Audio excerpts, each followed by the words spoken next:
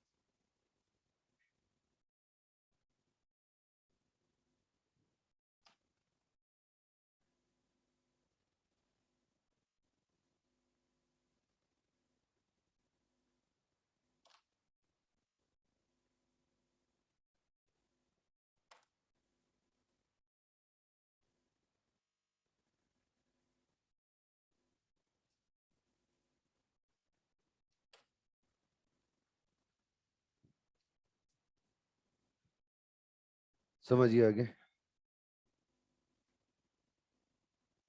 Transition to metaphase.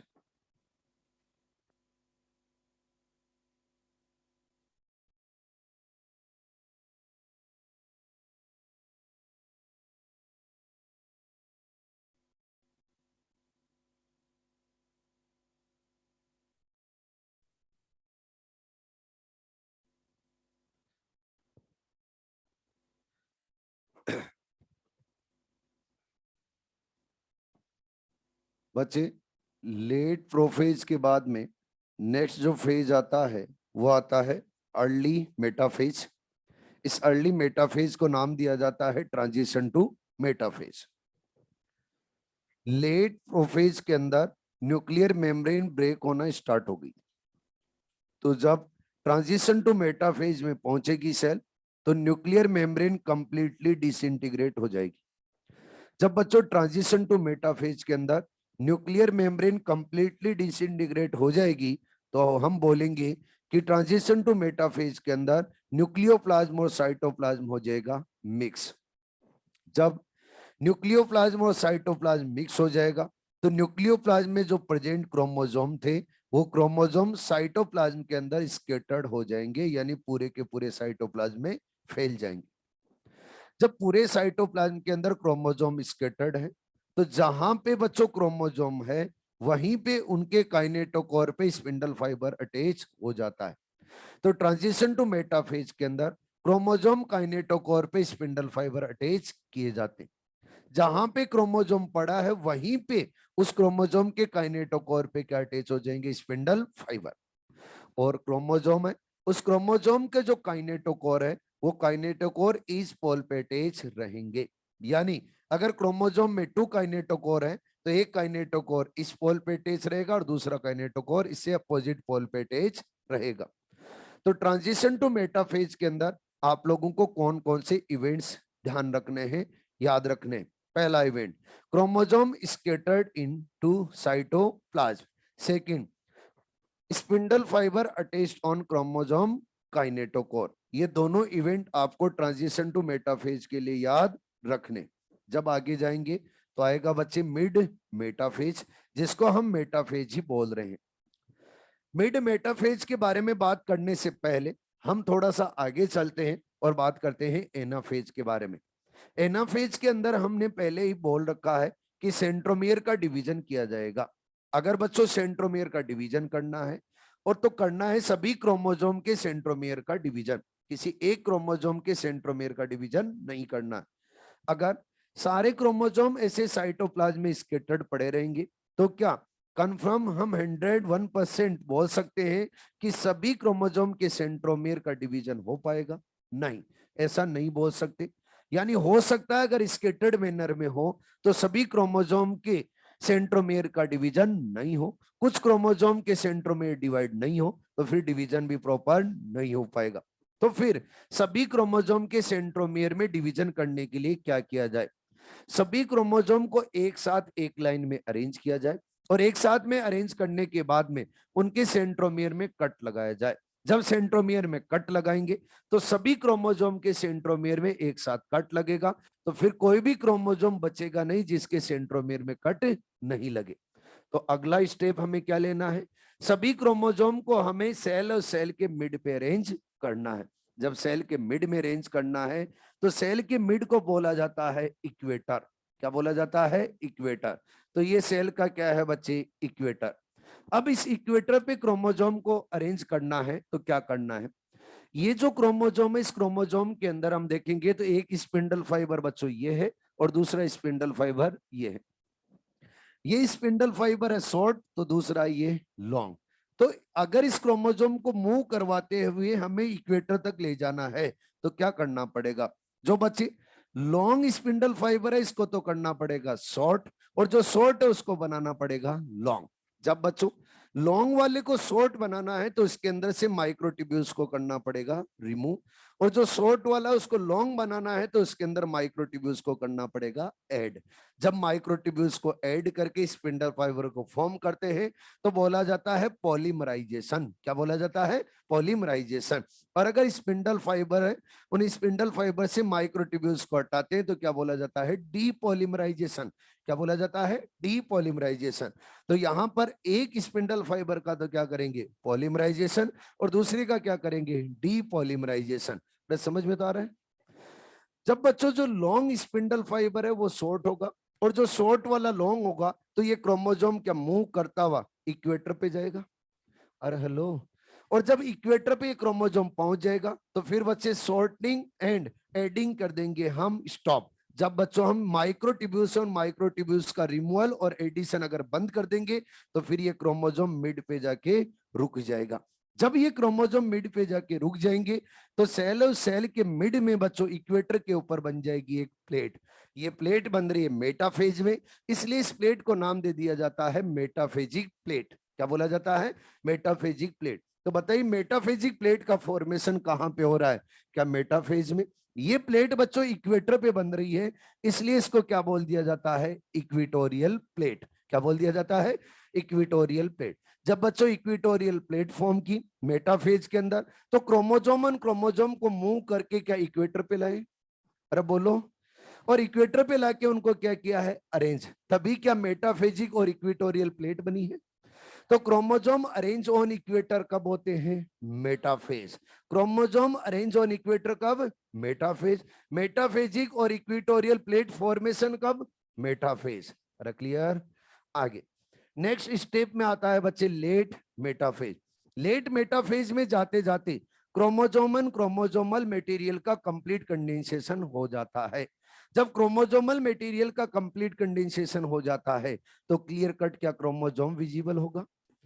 जब बच्चों clear cut chromosome visible होगा तो कहां पे होगा? Late metaphase. अरे कहां पे होगा? Late metaphase. क्लियर कट बोलने का मतलब क्या है? जरा आप इधर देखो, ये जो क्रोमोजोम है इस क्रोमोजोम के अंदर आर्म्स क्या बच्चों आपको क्लियरली विजिबल है? नहीं। लेकिन इस क्रोमोजोम के अंदर आर्म्स बच्चों क्लियरली विजिबल है। इस क्रोमोजोम के अंदर आपको टोटल डीएनए कितने नजर आ रहे हैं? क्या 2? अरे बोलो।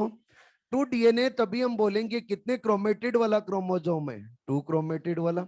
अब यहां पर देखें तो ये जो डीएनए और डीएनए के आपस में अटैच है। अरे बोलो। लेकिन यहां पर ये डीएनए दोनों क्या हो गए बच्चे? अलग। लेकिन अभी भी एक पॉइंट पे अटैच है, वो कौन सा है? सेंट्रोमियर। अरे कौन सा है? सेंट्रोमियर। तो बच्चों लेट मेटाफेज के अंदर होता क्या है? लेट मेटाफेज के अंदर जो क्रोमोजोम होते हैं उस क्रोमोजोम में जो डीएनए होता है डीएनए के बिटवीन लगाया जाता है कट, और वो कट कट लगाया जाता है अप टू सेंट्रोमियर। सेंट्रोमियर को कट नहीं किया जाता है। जब अप टू सेंट्रोमियर कट लगाएंगे तो डीएनए हल्के से क्या होंगे? अलग। और अलग होते ही अपने को क्लियर कट क्रोमोजोम विजिबल होगा। और क्लियर कट क्रोमोजोम विजिबल होगा कहां पे? Late metaphase. जिनको नहीं समझ में आया उनके लिए एग्जांपल इधर ही ध्यान रखें। ये बच्चों आपके सामने क्रोमोजोम है, इस क्रोमोजोम के अंदर एक क्रोमेटिड ये है तो दूसरा क्रोमेटिड ये है। अभी इन क्रोमेटिड के अंदर जो डीएनए, वो डीएनए क्या बच्चों अलग हो गया है? नहीं। अभी डीएनए बच्चों साथ में ही है। लेकिन अगर इन डीएनए में अप टू सेंट्रोमियर कट लगा दे, डीएनए के बिटवीन अगर अप टू सेंट्रोमियर कट लगा दे तो क्या डीएनए अलग हो जाएंगे? अरे बोलो। तो जब लेट मेटाफेज में जाते हैं तो लेट मेटाफेज के अंदर अप टू सेंट्रोमियर दोनों डीएनए के बिटवीन लगा दिया जाता है कट। और जब कट लगाया जाएगा तो क्या ये डीएनए अलग होंगे? और अलग होने से क्रोमोजोम के पार्ट क्या क्लियरली विजिबल होंगे? और अगर क्लियरली विजिबल है क्रोमोजोम के पार्ट तो बच्चों क्रोमोजोम की कंप्लीट स्ट्रक्चर हमें विजिबल है। और अगर क्रोमोजोम की कंप्लीट स्ट्रक्चर विजिबल है तो क्रोमोजोम की हम मॉर्फोलॉजी स्टडी कर सकते हैं। तो क्रोमोजोम मॉर्फोलॉजी स्टडी कहां की जाती है? Late metaphase. हेलो। अगला पॉइंट आगे बात करें तो लेट मेटाफेज के अंदर आपको क्रोमोजोम जो नजर आ रहे, इन क्रोमोजोम की आर्म्स कहां है? क्या बच्चों टुवर्ड्स द पोल है? अरे आर्म्स कहां है? टुवर्ड्स द पोल। और बच्चों सेंट्रोमियर और सेंट्रोमियर कहां है? क्या इक्वेटर पर है? जिनको नहीं समझ में आ रहा है जरा ध्यान से सुने। ये क्रोमोजोम अभी कहां है? लेट मेटाफेज में। लेट मेटाफेज में इसके अंदर क्या आर्म्स आपको क्लियरली विजिबल है? अरे बोलो। सेंट्रोमियर है और सेंट्रोमियर के यहाँ दोनों तरफ क्या है? Protein disc. प्रोटीन डिस्क को क्या बोलेंगे? काइनेटोकोर। Yes or no. और इन काइनेटोकोर पे क्या अटैच है, स्पिंडल फाइबर। तो हम बोलेंगे इस तरफ एक पोल और दूसरा इस तरफ। क्या ये दोनों तरफ बच्चों पोल है? अब देखो, ये जो बच्चों आर्म्स है वो आर्म्स किधर है, क्या टुवर्ड्स द पोल है? और सेंट्रोमियर कहाँ है, इक्वेटर पे। तो आपसे बोला जाएगा chromosome centromere lies on equator and arms arms towards the pole. कब होती है, लेट मेटाफेज। अरे कब होगी, लेट मेटाफेज। एनसीईआरटी की लाइन है ये भी, कहां पे होगी बच्चे, लेट मेटाफेज। तो लेट मेटाफेज के लिए कौन कौन से इवेंट्स आपको ध्यान रखने हैं? पहला, chromosomal material complete condensation. Second, chromosome morphology study. Third, chromosome centromere lies on equator and arms towards the pole. ठीक है जी, अरे क्लियर। अब बच्चों सभी क्रोमोसोम को हमने अगर एक लाइन में अरेंज कर लिया तो अब इनके सेंट्रोमियर में हम कट लगा सकते हैं। अगर सेंट्रोमियर में कट लगा सकते हैं तो फिर अब आगे कौन सा फेज आएगा बच्चे, एनाफेज। तो एनाफेज के भी दो डायग्राम बना लेते, आप बोलो तो। हाँ जी, ऑनलाइन वाले आवाज आ रही है? डिवीजन पूरा तो होने दे, तब होंगे ना शेयर नोट्स, पहले ही शेयर हो जाएंगे क्या?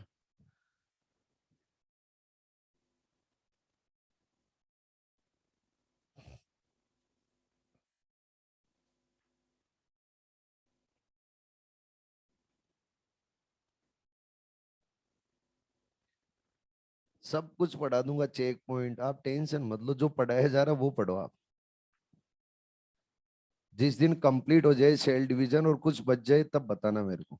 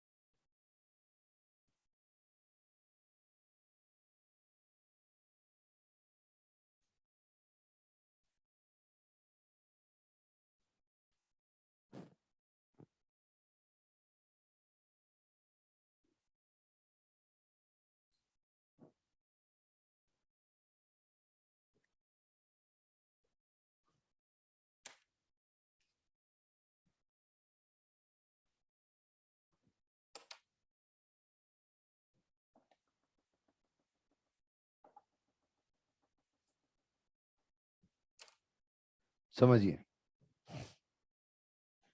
जब मेटाफेज से सेल आती है बच्चों एनाफेज में, तो एनाफेज के अंदर आते ही सबसे पहले एक एंजाइम अपनी एक्टिविटी शो करता है।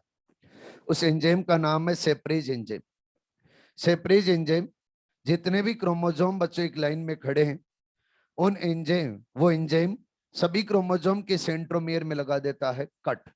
अगर सेंट्रोमियर में कट लगा देता है तो हम बोलेंगे यहाँ पे हो रहा है सेंट्रोमियर डिवीजन। तो अर्ली एनाफेज के अंदर क्या होता है बच्चे, सेंट्रोमियर डिवीजन। जब सेंट्रोमियर डिवीजन हुआ तो अब यहाँ पर क्रोमोसोम बच्चों क्रोमेटिड में कन्वर्ट हो गया है, सिंगल सिंगल क्रोमेटिड में। और एनाफेज के अंदर जो सिंगल क्रोमेटिड होते हैं उन्हीं को बोला जाता है क्रोमोसोम। तो हम बोल सकते हैं कि क्रोमोसोम यहाँ पर डिवीजन के ड्यूरिंग कितने टाइप के बन रहे हैं, 2 टाइप के। एक डबल क्रोमेटिड क्रोमोसोम और दूसरा single chromatid chromosome. Double chromatid chromosome visible होता है प्रोफेज एंड मेटाफेज में, और सिंगल क्रोमेटिड क्रोमोसोम विजिबल होता है एनाफेज एंड टीलोफेज में। क्लियर? जब बच्चों यहाँ पर क्रोमोसोम नंबर डबल हो रहे हैं तो हम बोलेंगे क्रोमोसोम नंबर हो रहे हैं यहाँ पे डबल। तो क्रोमोसोम नंबर बिकम्स डबल कब होते हैं बच्चे, एनाफेज। और एनाफेज के अंदर कौन सा, अर्ली एनाफेज। जब आप मेटाफेज के अंदर देखोगे तो मेटाफेज के अंदर आपको क्रोमोसोम दिखाए गए थे, सेल में कितने थे, 2।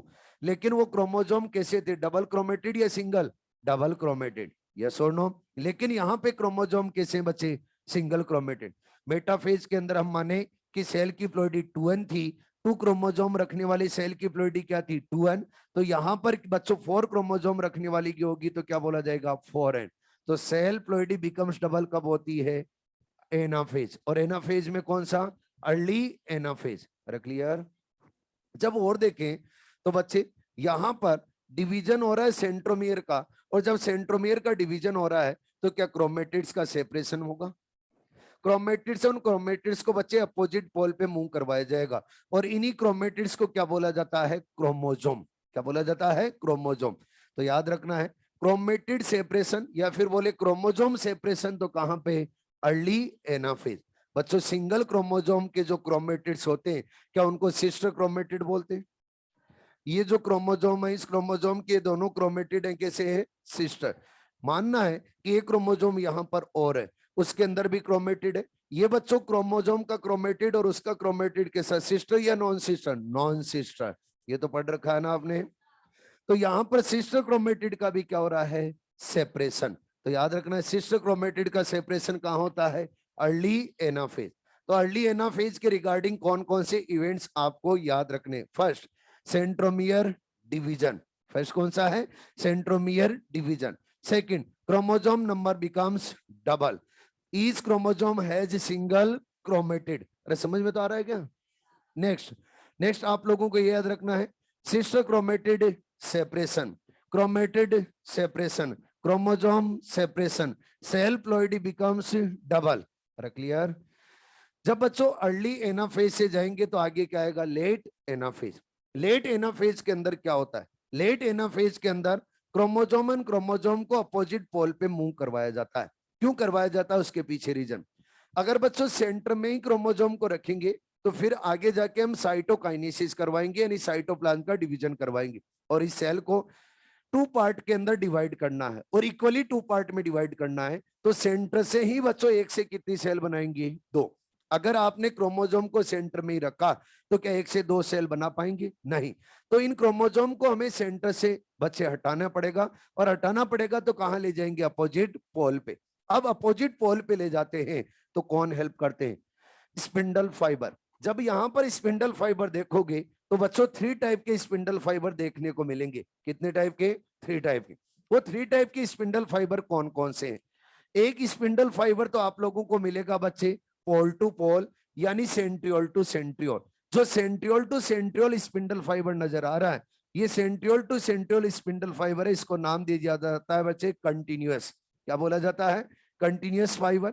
और एक दूसरा फाइबर ऐसा है जो है बच्चे सेंट्रियोल टू क्रोमोसोम। जो सेंट्रियोल टू क्रोमोसोम है इसको या तो बोलते हैं डिसकंटिन्यूअस, या फिर बोला जाता है बच्चे क्रोमोसोमल फाइबर। क्या बोला जाता है, क्रोमोसोमल फाइबर। अब इसके बाद में और देखेंगे तो एक फाइबर और नजर आएगा, वो नजर आएगा बच्चे क्रोमोसोम टू क्रोमोसोम। जो chromosome to chromosome fibre form हो रहा है इसको बोला जाता है बच्चे इंट्राजोनल फाइबर। क्या क्या बोला जाता है? Intrazonal fibre. अब देखो जरा पॉइंट, कंटिन्यूस फाइबर और बच्चे क्रोमोजोमल फाइबर कहां फॉर्म होते हैं? मेटाफेज में। कहां पे फॉर्म हो जाते हैं? मेटाफेज में। Yes or no? लेकिन इंट्राजोनल फाइबर कहां पे फॉर्म होता है? एनाफेज में। कहां पे फॉर्म हुआ है? एनाफेज में। अब जब इन क्रोमोजोम एंड क्रोमोजोम का सेपरेशन करना है तो सेपरेशन करने के लिए कौन हेल्प करते हैं? फाइबर। फाइबर के अंदर कौन सा? एक तो क्रोमोजोमल फाइबर और दूसरा intrazonal fibre. Chromosomal fibre chromosome को अपोजिट पोल पे खींचेगा, तो इंटरजोनल फाइबर क्रोमोजोम को अपोजिट पोल पे बच्चों धक्का मारेगा। तो एक खींच रहा है तो क्या कर रहा है? पुलिंग, और दूसरा क्या कर रहा है? पुशिंग। तो बच्चे जब क्रोमोजोम का सेपरेशन किया जाता है तो पुशिंग कौन सा फाइबर करवाता है? इंटरजोनल या क्रोमोजोमल? अरे कौन सा? इंटरजोनल। और पुलिंग कौन करवाता है? Chromosomal fibre. जब बच्चों पुलिंग और पुशिंग होगी तो ये क्रोमोजोम अपोजिट पोल पे करेंगे मूव, तो बोला जाएगा chromosome moves to opposite pole of the cell. कब? Late anaphase. जब ये क्रोमोजोम अपोजिट पोल पे मूव करेंगे तो क्या बच्चों क्रोमोजोम की स्पेशल शेप बनेगी? स्पेशल शेप बनेगी तो क्रोमोजोम शेप स्टडी स्पेशली का जब बच्चे क्रोमोजोम अपोजिट पोल पे मूव कर रहे हैं तो सेंट्रोमियर तो आगे की तरफ कर रहा है लीड और आर्म्स पीछे ट्रेवल कर रही हैं। सेंट्रोमियर तो आगे की तरफ क्या कर रहा है? लीड। देखो जरा, ये सेंट्रोमियर है और ये इसकी क्या है बच्चे? आर्म्स। ये सेंट्रोमियर है और ये क्या है? आर्म्स। तो हम बोलेंगे सेंट्रोमियर और सेंट्रोमियर क्या कर रहा है? लीड, और आर्म्स कर रही है बच्चे ट्रेवल। और ट्रेवल किसके बिहाइंड कर रही है? सेंट्रोमियर के। अरे किसके बिहाइंड कर रही है? सेंट्रोमियर के। तो बोला जाएगा centromere leading edge and arms travel behind the centromere. ये आपकी एनसीईआरटी के अंदर लाइन लिखी है। क्या लिख रही है NCERT? Centromere leading edge. Leading edge का मतलब क्या कर रहा है? लीड। क्या कर रहा है? आगे की तरफ lead. And arms travel behind the centromere. ये कहां पे होता है बच्चे? Late anaphase. हेलो, अरे समझ में तो आ रहा है क्या? जब बच्चों क्रोमोजोम एंड क्रोमोजोम को अपोजिट पोल पे मूव करवाएंगे और मूव हो जाएंगे तो फिर आगे क्या आएगा? टीलोफेज। टीलोफेज के अंदर जब ये क्रोमोजोम अपोजिट पोल पे चले गए तो इन क्रोमोजोम का कर दिया जाएगा डीकंडेंसेशन। क्या कर दिया जाएगा? डीकंडेंसेशन। जब डीकंडेंसेशन करेंगे तो क्या बन जाएगा? क्रोमेटिन। क्या बनेगा? क्रोमेटिन। क्रोमेटिन बनेगा तो कहां बनेगा? क्या अपोजिट पोल पे बनेगा? अपोजिट पोल पे जब क्रोमेटिन बन रहा है तो इसको बोल दिया जाता है क्रोमोजोम क्लस्टर। क्या बोल दिया जाता है? Chromosome cluster. और ये जो क्रोमोजोम क्लस्टर है क्रोमेटिन है, इस क्रोमेटिन के अराउंड बना देंगे न्यूक्लियर मेम्ब्रेन। और जब न्यूक्लियर मेम्ब्रेन बन जाएगी तो क्या न्यूक्लियस बन जाएगा? अरे बोलो क्या बन जाएगा? न्यूक्लियस। लेकिन न्यूक्लियर मेम्ब्रेन बनाने के लिए क्या चाहिए? Endoplasmic reticulum. तो सबसे पहले बच्चे एंडोप्लाज्मिक रेटिकुलम है, इस एंडोप्लाज्मिक रेटिकुलम को रिफॉर्म किया जाता है। और एंडोप्लाज्मिक रेटिकुलम को रिफॉर्म करने के लिए कौन रिस्पॉन्सिबल है? जब आपने प्रोफेज के अंदर ईआर उस ईआर को डिसअपियर किया था तो क्या उसके मटेरियल को स्मॉल स्मॉल वेसाइकल्स के अंदर पे किया था? तो अब वही वेसाइकल्स बच्चों सबसे पहले ईआर को रिफॉर्म करेंगे। और जब ईआर रिफॉर्म हो जाएगा तो वो फिर लिपिड एंड प्रोटीन का करेगा सिंथेसिस। तो फिर आगे ये गोल्जी बॉडी का भी कर देगा बच्चे फॉर्मेशन। तो ईआर किसका फॉर्मेशन कर रहा है?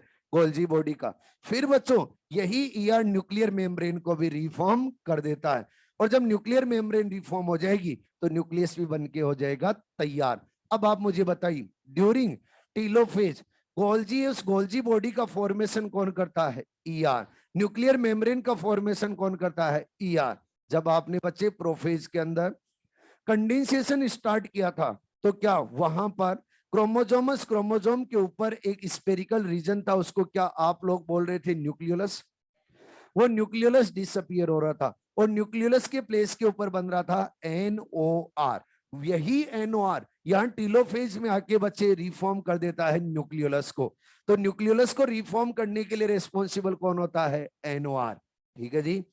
तो यहां पर हम बोलेंगे, क्या बोलेंगे? ER and Golgi body reform, nucleolus reform, nuclear membrane reform, chromosome डीकंडेंसेशन। क्या बोला जाएगा? क्रोमोजोम डीकंडेंसेशन। और अगर क्रोमोजोम का डीकंडेंसेशन हो रहा है तो क्या क्रोमोजोम अपनी आइडेंटिटी को लॉस्ट कर रहा है? अरे बोलो, तो क्रोमोसोम लॉस्ट देयर आइडेंटिटी कहां पे? टीलोफेज। अरे कहां पर? टीलोफेज। क्लियर है? तो प्रोफेज टू टीलोफेज आपको सारे इवेंट बताए गए हैं। अब आपसे पूछे जाएंगे। क्या किए जाएंगे? पूछा जाएगा।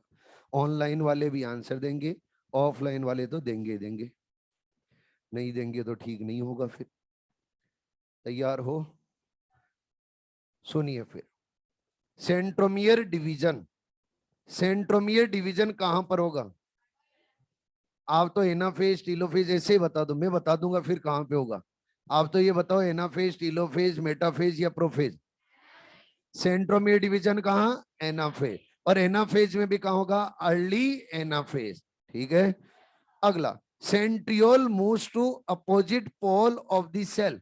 फिर से सुनो, फिर से सुनो। Centriole moves to opposite pole of the cell, prophase. और प्रोफेज में भी कौन सा? Early prophase. ठीक है जी। आगे, chromosome arrange on equator. Chromosome arrange on equator, metaphase. कहां पे होंगे? मेटाफेज। आगे, chromosome moves to opposite pole of the cell, anaphase. और एनाफेज में भी कौन सा? Late anaphase. Chromosome morphology study कहां पे? मेटाफेज। और मेटाफेज में भी कौन सा? Late metaphase. ठीक है। Chromosome condensation start, prophase. या फिर बोलो क्रोमेटिन कंडेंसेशन स्टार्ट कहां पे? प्रोफेज। और प्रोफेज में भी कौन सा? Early prophase. ठीक है। अरे समझ में तो आ रहा है? अगला, सिस्टर क्रोमेटिड सेपरेशन है, एनाफेज। और एनाफेज में भी कौन सा? Early anaphase. Chromosome number becomes double है, एनाफेज। और एनाफेज में भी कौन सा? Early anaphase. DNA amount double, S phase. अरे कहां पे? S phase. याद रखना कहां पे? S phase. अगला, chromosome lost their identity, telophase. कहां पे होगी? टीलोफेज। रिवर्स प्रोफेज किसको बोलेंगे? टीलोफेज। ठीक है। मेटाफेजिक, मेटाफेजिक प्लेट फॉर्मेशन है, मेटाफेज। कहां पे होगी? Metaphase. Spindle fibre attached on chromosome kinetochore, metaphase. और मेटाफेज में कौन सा? Transition to metaphase. ठीक है। अगला, ER Golgi body disappear, prophase में कौन सा? Late prophase. ER Golgi body reform, telophase. Nucleolus disappear, late prophase. Reform, telophase. Nuclear membrane completely disintegrate, metaphase में कौन सा? Transition to metaphase. Nuclear membrane breaks, late prophase. Nuclear membrane reform, telophase. कहां पे? Telophase. अरे clear है? Each chromosome has single chromatid, कहां पे start होता है? Early anaphase. ठीक है जी। Cell ploidy becomes double, metaphase, early anaphase. ठीक है ना? अरे क्लियर? अच्छे से। अब उसमें कुछ कंफ्यूजन होता है, सेंट्रियोल मूव वाला, क्रोमोसोम मूव वाला, क्रोमोसोम अरेंज वाला। कंफ्यूजन होने की जरूरत नहीं है। Centriole moves to opposite pole of the cell, prophase. Chromosome arrange on equator, metaphase. Chromosome moves to opposite pole of the cell, anaphase. ठीक है ना? अच्छे से। अगला, initiation of assembly of mitotic spindle, prophase. Prophase के अंदर कौन सा? Late prophase. ठीक है जी। ऑनलाइन वाले भी बहुत अच्छे। आगे बच्चों, जब हम सेल साइकिल रन करते हैं तो सेल साइकिल के अंदर पहले हमने इंटरफेज लिया, इंटरफेज के बाद में लिया हमने एम फेज। एम फेज को अगर हम माइटोसिस करवा रहे हैं तो माइटोटिक फेज बोलेंगे। और एम फेज का अनदर नेम आपको बता रखा है, डिवीजन फेज भी होता है। क्या होता है? डिवीजन फेज भी। अब जब एम फेज के अंदर सबसे पहले किया जाता है तो क्या किया जाता है? न्यूक्लियस का डिवीजन, तो बोलेंगे कैरियोकाइनेसिस। कैरियोकाइनेसिस के बाद में क्या होता है? साइटोकाइनेसिस। पहले साइटोकाइनेसिस पढ़ेंगे और सेल साइकिल क्या करेंगे? कंप्लीट। जब सेल साइकिल कंप्लीट होगी तो कई बार सेल और सेल साइकिल को एग्जिट भी करती है। तो एग्जिट करती है तो क्या होता है? कौन सा फेज बोलते हैं उसके बारे में भी बात करेंगे। लेकिन पहले सेल साइकिल को करते हैं कंप्लीट, यानी साइटोकाइनेसिस तक हम चलते। तो नेक्स्ट पॉइंट क्या आता है बच्चे, साइटोकाइनेसिस। साइटोकाइनेसिस है वो साइटो, क्या हो गया,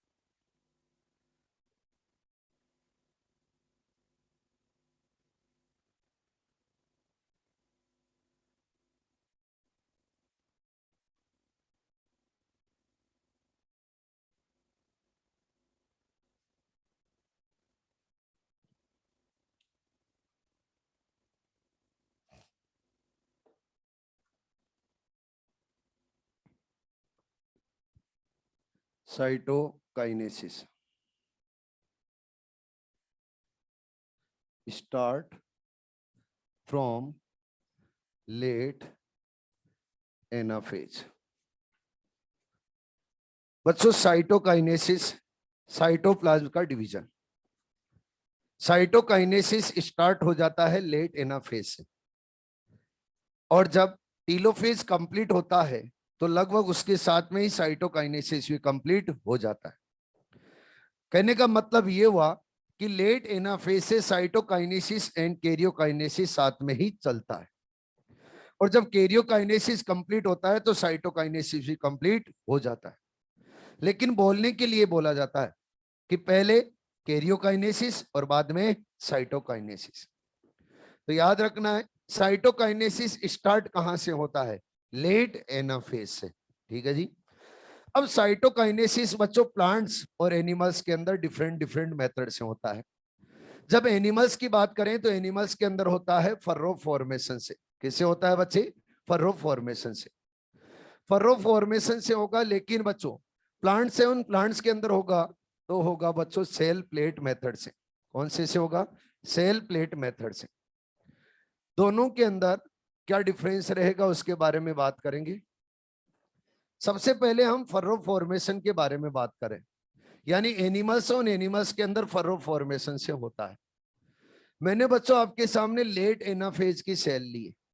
इस लेट एनाफेज की सेल के अंदर आप देखोगे तो क्रोमोजोम क्रोमोजोम को क्या इक्वेटर से रिमूव कर दिया जाएगा। आप लेट एनाफेज के अंदर ही क्रोमोजोम को अपोजिट पोल पे मूव करवाते हो, यस और नो। अगर अपोजिट पोल पे मूव करवा दिया तो बच्चों यहां सेंटर से क्रोमोजोम क्रोमोजोम हट गए।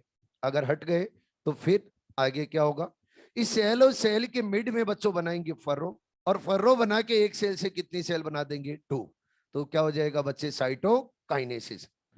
अब फर्रो बनाने के लिए रेस्पॉन्सिबल कौन होते, फर्रो बनाने के लिए रेस्पॉन्सिबल होते हैं कुछ प्रोटीन। ये प्रोटीन बच्चों सेल और सेल के पेरीफेरली अरेंज रहेंगे। सेल और सेल मेम्ब्रेन, उस सेल मेम्ब्रेन के इनसाइड कहां अरेंज रहेंगे, पेरीफेरल। सेल के तो पेरीफेरली, और सेल मेम्ब्रेन के कहां रहेंगे, इनसाइड। ये अरेंज होके बच्चों बनाते हैं एक रिंग। ये जो प्रोटीन अरेंज हो रहे हैं, ये इन प्रोटीन की नेचर होती है कॉन्ट्रेक्टाइल, यानी इनके अंदर कॉन्ट्रैक्शन करने की कैपेसिटी होती है। अगर ये प्रोटीन रिंग बना रही है तो रिंग कैसी बनेगी, कॉन्ट्रेक्टाइल रिंग। अरे बोलो कैसी बनेगी, कॉन्ट्रेक्टाइल रिंग। तो कॉन्ट्रेक्टाइल रिंग बनाएंगी, और कॉन्ट्रेक्टाइल रिंग बनाने के लिए प्रोटीन कौन कौन सी होती है, एक्टिन एंड मायोसिन। अरे कौन सी होती है, एक्टिन एंड मायोसिन। बच्चों एक्टिन प्रोटीन जब अरेंज होती है तो अरेंज होने पे एक सॉलिड स्ट्रक्चर बनती है, क्या उसको आप माइक्रोफिलामेंट बोलते हो। वो माइक्रोफिलामेंट सेल मेम्ब्रेन के इनसाइड अरेंज होते हैं, और सेल मेम्ब्रेन को क्या देते हैं, सपोर्ट। क्या सेल का वो स्केलेटन बनाते हैं। तो आप लोगों को बता रखा है माइक्रोफिलामेंट क्या करते हैं, क्या सेल का स्केलेटन फॉर्म करते हैं। इसके साथ में मैंने ये भी बताया था उसका फंक्शन कि ड्यूरिंग सेल डिवीजन और फर्रो फॉर्मेशन में करते हैं हेल्प, यस और नो। बच्चों अगर और देखेंगे तो यहाँ पे प्रोटीनियस कंपोनेंट और होते हैं, वो मिड के अंदर अरेंज हो जाते हैं यहाँ पर, तो उनको बोला जाता है बच्चे मिड बॉडी। क्या बोला जाता है, मिड बॉडी। अब क्या होगा, ये जो कॉन्ट्रेक्टाइल रिंग फॉर्म हुई है, contractile ring peripheral to centre बच्चों कॉन्ट्रैक्शन करते हुए आएंगे। जैसे ही आपके सामने सेल है, क्या है बच्चे, सेल। अब इस सेल के पेरीफेरली क्या है बच्चे, कॉन्ट्रेक्टाइल रिंग। अब ये कॉन्ट्रेक्टाइल रिंग के अंदर जो प्रोटीन मॉलिक्यूल है वो कॉन्ट्रैक्शन करके आएंगे, चारों तरफ से मूवमेंट करते हुए कहां रहे बच्चे, सेंटर की ओर। जब सेंटर की ओर आएंगे तो ये जो कॉन्ट्रेक्टाइल प्रोटीन है वो किससे अटैच है, सेल मेम्ब्रेन से। जब ये कॉन्ट्रेक्टाइल रिंग सेंटर की तरफ मूव करेगी तो बच्चों सेल मेम्ब्रेन, और सेल मेम्ब्रेन भी यहाँ मिड से क्या हो जाएगी, फोल्ड। और फोल्ड होगी तो किधर होगी, अंदर की तरफ। जब अंदर की तरफ फोल्ड होगी तो क्या बन जाएगा बच्चे, फर्रो। और क्या बन जाएगा, फर्रो। इसीलिए इसको नाम क्या दे दिया गया बच्चे, फर्रो फॉर्मेशन। अब क्या होगा आगे, जब ये बच्चों फर्रो बनेगा तो फर्रो धीरे धीरे और क्या होता जाएगा, गहरा। क्यों होता जाएगा, क्योंकि कंटिन्यूअस कॉन्ट्रेक्टाइल प्रोटीन वो सेंटर की तरफ मूव कर रही है। और एक पॉइंट ऐसा आएगा कि उसके अंदर चारों तरफ से जो कॉन्ट्रेक्टाइल प्रोटीन आ रही थी वो कहाँ जाएगी बच्चे, सेंटर में। जब सेंटर में आ जाएगी तो चारों तरफ से जो आ रही थी मेम्ब्रेन वो भी सेंटर में आके मिल जाएगी। जब सेंटर में आके मिल जाएगी तो बच्चों बताओ कितनी सेल बन गई है, 1 से 2 सेल। और जब 1 से 2 सेल बन गई है तो इक्वली साइटोप्लाज्म को क्या कर दिया है, डिवाइड। तो इसी को क्या बोला जाएगा, साइटोकाइनेसिस। लेकिन यहां पर ये साइटोकाइनेसिस हुआ तो कैसे हुआ है, कौन से ऑर्डर के अंदर साइटोकाइनेसिस हुआ है बच्चों, पेरीफेरल टू सेंटर हुआ है या सेंटर टू पेरीफेरल हुआ है, पेरीफेरल टू सेंटर। जब बच्चों यहां पर साइटोकाइनेसिस पेरीफेरल टू सेंटर हो रहा है तो इस साइटोकाइनेसिस को बोला जाता है सेंट्रीपिटल ऑर्डर। क्या बोला जाएगा, सेंट्रीपिटल ऑर्डर। तो एनिमल्स के अंदर साइटोकाइनेसिस कौन से ऑर्डर के अंदर होता है, सेंट्रीपिटल ऑर्डर में। अरे ये साइटोकाइनेसिस समझ में आया क्या। आगे प्लांट्स, प्लांट्स उन प्लांट्स की सेल के अंदर देखेंगे तो सेल मेम्ब्रेन के अराउंड एक बच्चों एक्स्ट्रा कवरिंग और रहती है, उसको क्या आप सेल वॉल बोलते हो, यस और नो। उससे पहले एक पॉइंट और समझो, आप लोगों को मैंने जब सेल मेम्ब्रेन पढ़ाया था तो सेल मेम्ब्रेन की फ्लूइडिटी का इंपॉर्टेंस बताया था, याद हो तो। और उस इंपॉर्टेंस के अंदर बच्चों सेल डिवीजन भी लिखवाया था, फर्रो फॉर्मेशन लिखवाया था। अगर ये सेल मेम्ब्रेन हार्ड और रिजिड होती तो क्या आप इसको अंदर की तरफ फोल्ड कर पाते। अब इसको अंदर की तरफ फोल्ड क्यों कर पाए, क्योंकि सेल मेम्ब्रेन के अंदर क्या प्रेजेंट है, फ्लूइडिटी। तो फ्लूइडिटी बच्चों यहाँ पे डिवीजन करवाने में, साइटोकाइनेसिस करवाने में क्या कर रहा है, हेल्प। बात करते हैं प्लांट सेल के बारे में। प्लांट सेल, उस प्लांट सेल के अराउंड एक एक्स्ट्रा कवरिंग रहती, उस एक्स्ट्रा कवरिंग को बोलते हैं सेल वॉल। और सेल वॉल बच्चों होती है हार्ड और रिजिड। कैसी होती है, हार्ड और रिजिड। अगर हार्ड और रिजिड है सेल वॉल तो बताइए क्या हम फर्रो फॉर्म करके बच्चों 1 से 2 सेल फॉर्म कर सकते हैं, नहीं, नहीं कर सकते। तो फिर क्या किया जाए, सेल और सेल के मिड में बनाई जाती है बच्चों प्लेट, और प्लेट बना के एक से कितनी सेल बनाई जाएगी, 2। अगर सेल प्लेट बनाई जाएगी तो किसकी हेल्प से बनाई जाएगी, कुछ कंपोनेंट्स है उनकी हेल्प से बनाई जाएगी, जैसे ER, Golgi body and spindle fibre. इन तीनों की हेल्प से क्या बनाई जाएगी बच्चों, सेल प्लेट। और जब सेल प्लेट बन जाएगी तो उसके बाद में क्या बना दिया जाएगा, मिडल लेमिला। और मिडल लेमिला बनते एक से कितनी सेल बन जाएगी, 2। अरे क्लियर, कैसे बनेगी वो समझिए। मैंने आपके सामने बच्चों ये एक प्लांट सेल रखी है, कौन सी सेल है, प्लांट सेल।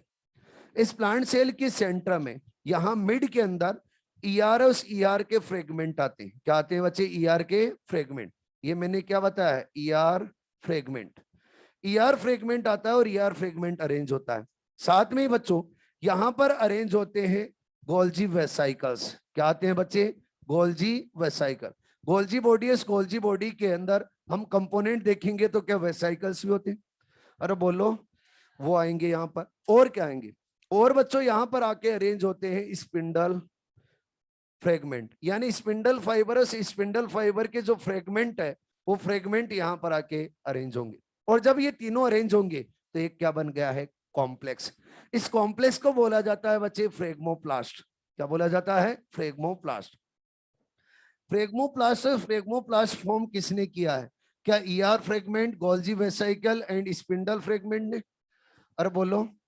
जब बच्चों यहां पर फ्रेगमोप्लास्ट बन गया है तो फ्रेगमोप्लास्ट बनने के बाद में मेनी फ्रेगमोप्लास्ट फॉर्म होंगे। ये तो एक ही फ्रेगमोप्लास्ट फॉर्म हुआ है, लेकिन अब मेनी फ्रेगमोप्लास्ट फॉर्म होंगे।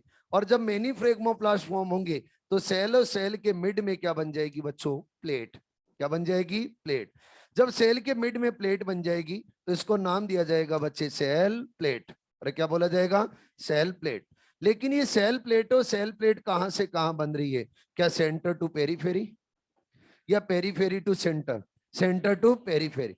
फ्रेगमोप्लास्ट सबसे पहले कहां बना है? सेंटर में। कहां बना है? सेंटर में।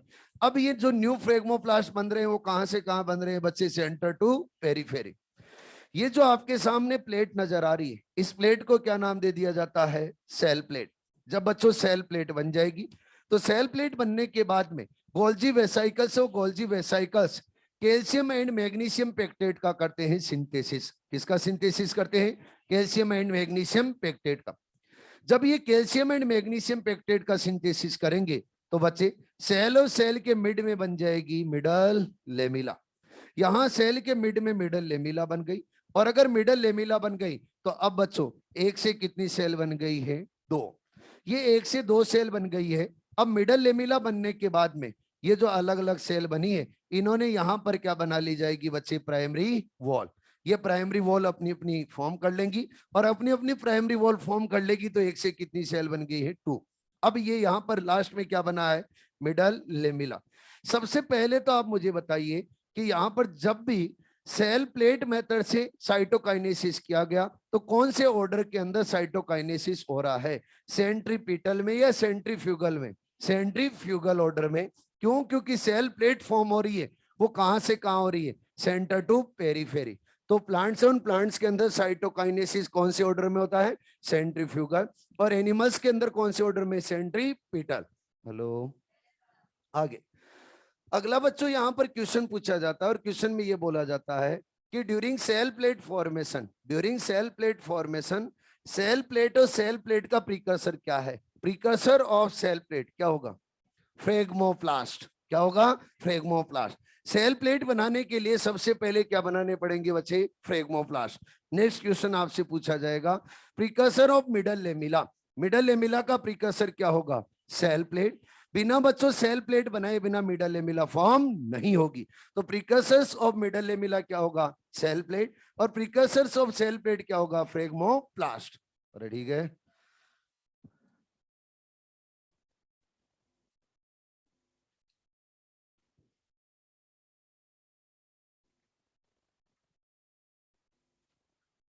हाँ, यही चैप्टर आएगा टेस्ट में। सेल बायोलॉजी कंप्लीट आएगी, कंप्लीट सेल बायोलॉजी। अब ये मत बोलना कि सेल डिवीजन भी आएगा क्या, उसमें मेंशन होता है सेल बायोलॉजी में, ठीक है ना। आगे जब बच्चों हम सेल साइकिल चला रहे हैं तो सबसे पहले इंटरफेज कंप्लीट किया, उसके बाद में एम फेज कंप्लीट किया। अगर कोई सेल डिवीजन नहीं करना चाहती अब तो वो सेल सेल साइकिल को कर देती है एग्जिट। और जब सेल साइकिल को एग्जिट कर देती है और डिवीजन नहीं करती है सेल, तो फिर उस सेल के लिए बोला जाता है कि कौन से फेज में चली गई है? जी नॉट फेज में। कौन से फेज में? जी नॉट फेज। तो जब भी सेल जी नॉट फेज के अंदर होगी तो डिवाइड नहीं होगी। और अगर डिवाइड नहीं होगी तो बोला जाएगा ये कौन से फेज में की? जी नॉट। और जी नॉट फेज को बोला जाता है क्वेसेंट फेज। क्वेसेंट फेज का मतलब क्या है? सेल क्या कर रही है? रेस्ट। तो क्या बोल दिया गया बच्चे? Quiescent phase. अरे ठीक है। अब जी नॉट फेज और जी नॉट फेज के अंदर क्या ऑलवेज सेल रहती है? कुछ अपनी बॉडी की सेल्स हैं जो ऑलवेज बच्चों जी नोट में रहती। सारी सेल जी नोट में नहीं रहती, लेकिन कुछ तो ऑलवेज ही जी नोट में रहती है, जैसे नर्व सेल। नर्व सेल और नर्व सेल कभी भी डिवीजन नहीं करती। अगर कभी भी डिवीजन नहीं करती तो वो कौन से फेज में रहती है? जी नोट में। बच्चों अपनी हार्ट सेल, हार्ट सेल है, वो हार्ट सेल भी डिवाइड नहीं होती। अगर नहीं होती तो वो भी किसके अंदर है? जी नोट में। इसके अलावा मसल्स, मसल्स की जो सेल्स है वो भी डिवाइड नहीं होती, तो वो भी किसके अंदर है बच्चे? जी नोट में। तो याद रखना है, nerve cell, heart cell, muscle cell, ये डिवाइड नहीं होती है। अगर डिवाइड नहीं होती है तो कौन से फेज में रहेगी? जी नोट में। ठीक है जी। अगर बच्चों कोई सेल जी नोट फेज में, ऊपर देखे सारे, अगर कोई जी नोट फेज के अंदर है तो वो सेल मेटाबॉलिकली एक्टिव होगी या इनएक्टिव होगी? हैं? कई लोग बोलेंगे इनएक्टिव होगी। जो भी बच्चों ये बोल रहा है इनएक्टिव होगी, अपने एक बार दिल के ऊपर हाथ रख के सोचे, अपने दिल के ऊपर हाथ रख के सोचे। अगर धड़क रहा है तो मैं बोलूंगा मेटाबॉलिकली एक्टिव है, और अगर नहीं धड़क रहा है तो बोलूंगा। आप सभी जानते हो मेटाबॉलिक रिएक्शन चलेगी तभी क्या होगा? लिविंग। अगर मेटाबॉलिक रिएक्शन नहीं चलेगी तो क्या बोल देंगे, डेड। बच्चों यहाँ मेटाबॉलिक रिएक्शन चल रही है जी नोट फेज के अंदर, तो जी नोट फेज में जो सेल्स होती है वो क्या होती है, मेटाबॉलिकली एक्टिव। ठीक है जी, आगे। क्या प्लांट उस प्लांट के अंदर भी कोई सेल ऐसी होती है जो जी नोट में रहती है? यस। मेरिस्टेमेटिक सेल जब बच्चों परमानेंट सेल में कन्वर्ट होती है, तो परमानेंट सेल में कन्वर्ट होते हुए डिवीजन की कैपेसिटी को कर देती है लॉस्ट। अगर लॉस्ट कर देती है तो बच्चों जो परमानेंट सेल होती है प्लांट की, वो कौन से फेज के अंदर रहती हैं, जी नोट में। अरे कौन से फेज में रहती है, जी नोट फेज में। तो याद रखना है प्लांट की परमानेंट सेल कौन से फेज में रहती है, जी नोट में, याद रहेगा। लेकिन मुझे तो आप ये बताओ, अगर कोई सेल जी नोट में चली गई तो जी नोट और जी नोट में जाने के बाद में कभी भी क्या डिवीजन नहीं कर सकती? कर सकती है, रिक्वायरमेंट होने पर। जैसे फॉर एग्जांपल ये बच्चों मेरी स्किन सेल है, ये स्किन सेल मैं बोल रहा हूं अभी डिवाइड नहीं कर रही। अगर ये डिवाइड नहीं कर रही तो बताओ कौन से फेज में, जी नोट में। कौन से में है, जी नोट में।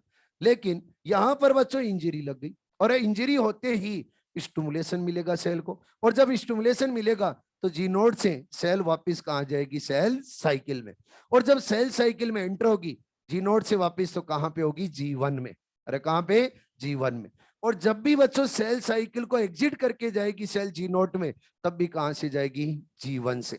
अरे कहां से जाएगी, जी1 से। यानी जब एंटर होगी तो कहां पे होगी, जी1 में, और एग्जिट करेगी तो कहां से करेगी, जी1 से। अब जब ये सेल्स यहाँ की सेल्स जी1 के अंदर एंटर कर गई है जी नोट से, तो फिर क्या कर सकती है, डिवीजन। तो ऐसा कभी भी नहीं होता है कि अगर कोई सेल जी नोट में चली गई तो फिर परमानेंटली वो डिवाइड नहीं होगी। रिक्वायरमेंट होने पे वो डिवाइड हो सकती है, वो जी नोट से वापस कहां पे आ जाएगी बच्चे, सेल साइकिल में। क्लियर?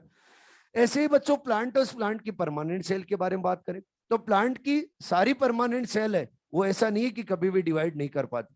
कुछ परमानेंट सेल ऐसी भी होती हैं जो रिक्वायरमेंट होने पे बच्चों डिवीजन कर सकती हैं। अगर रिक्वायरमेंट होने पे डिवीजन कर सकती है वापस, तो जी नोट से कहा जाएगी, सेल साइकिल में।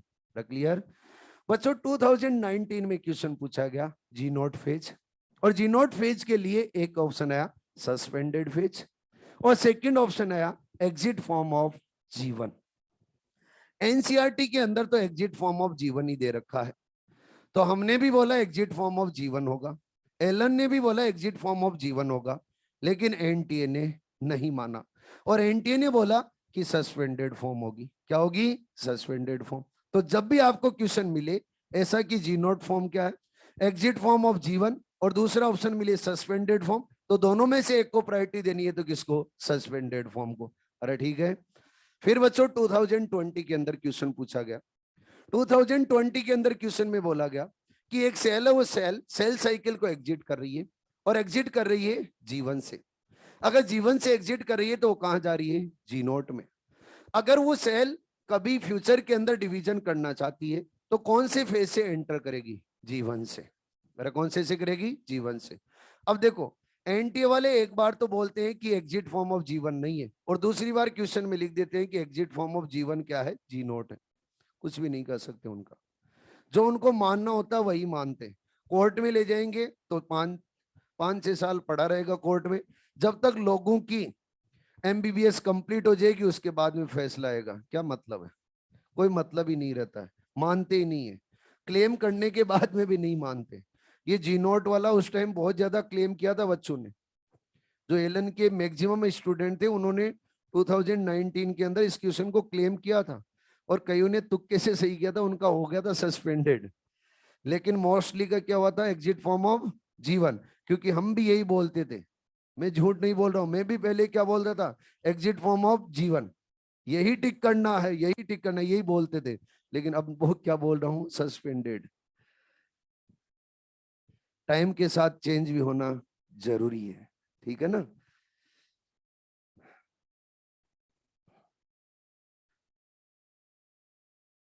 आगे, और आगे आता है बच्चे सिग्निफिकेंस ऑफ माइटोसिस। माइटोसिस का सिग्निफिकेंस क्या है? जब बच्चों मल्टीसेलर ऑर्गेनिज्म का डेवलपमेंट होता है, तो मल्टीसेलर ऑर्गेनिज्म के डेवलपमेंट के लिए क्या माइटोसिस होना जरूरी है? यस। जब भी मल्टीसेलर ऑर्गेनिज्म के अंदर जाइगोट फॉर्म होता है, तो जाइगोट से फिर क्या बनाया जाता है? एम्ब्रायो। एम्ब्रायो जब बनाया जाता है तो एम्ब्रायो के अंदर मेनी सेल्स फॉर्म करनी होती है। तो एम्ब्रायो के अंदर अगर डिवीजन करवाना है तो कौन सा करवाया जाता है? माइटोसिस। और जब माइटोसिस होगा तो फिर बच्चों धीरे धीरे मल्टीसेलर ऑर्गेनिज्म का क्या होगा? डेवलपमेंट। तो मल्टीसेलर ऑर्गेनिज्म के डेवलपमेंट के लिए कौन सा डिवीजन रेस्पॉन्सिबल है? माइटोसिस। अगला आगे और बात करें तो मल्टीसेलर ऑर्गेनिज्म की जब ग्रोथ होती है तो ग्रोथ के लिए भी कौन रेस्पॉन्सिबल होगा? माइटोसिस। ठीक है जी। अगला, जब भी बच्चों अपनी बॉडी के अंदर कहीं पे इंजरी होती है तो इंजरी होने के बाद में सेल्स को अगर रिपेयर करना है तो कौन करेगा? माइटोसिस। अपनी बॉडी के अंदर बच्चों आरबीसी, न्यू आरबीसी फॉर्म करनी है और न्यू आरबीसी को फॉर्म करना है तब भी क्या करना है? माइटोसिस। अरे समझ तो पा रहे हो? इसके अलावा सेल और सेल का जब भी साइटोप्लाज्म और न्यूक्लियोप्लाज्म का रेशियो डिस्टर्ब होगा, यानी न्यूक्लियोसाइटोप्लाज्मिक रेशियो अगर डिस्टर्ब होगा तो फिर सेल क्या करेगी? माइटोसिस। और जब माइटोसिस करेगी तो न्यूक्लियोसाइटोप्लाज्मिक रेशियो क्या हो जाएगा? मेंटेन। तो जब भी सेल को न्यूक्लियोसाइटोप्लाज्मिक रेशियो मेंटेन करना होता है तो क्या करती है? माइटोसिस। इसके अलावा प्लांट, उस प्लांट के अंदर बच्चों रूट टिप और शूट टिप के ऊपर सेल्स होती है, उनको आप बोलते हो मेरिस्टेमेटिक सेल। और उन मेरिस्टेमेटिक सेल के अंदर कंटिन्यूस क्या होता रहता है? माइटोसिस। तो प्लांट की ग्रोथ के लिए भी कौन रेस्पॉन्सिबल है? माइटोसिस। तो मैं बोल सकता हूं जो डिप्लॉयड ऑर्गेनिज्म और डिप्लॉयड ऑर्गेनिज्म के अंदर मोस्टली क्या होता है? माइटोसिस। अरे ठीक है, क्लियर। ये क्या थे माइटोसिस के सिग्निफिकेंस। नेक्स्ट पॉइंट आता है मॉडिफिकेशन ऑफ माइटोसिस। क्या आता है बच्चे? Modification of mitosis. समझिए मॉडिफिकेशन क्या है। नॉर्मली जब माइटोसिस होता है, ध्यान से सुने पॉइंट, नॉर्मली जब माइटोसिस होता है तो माइटोसिस में क्या किया जाता है? क्रोमोसोम नंबर बच्चों सेम रखे जाते, डीएनए अमाउंट क्या रखी जाती है? सेम। न्यूक्लियस के नंबर है वो क्या कर देंगे आगे जाके? Double. Yes or no?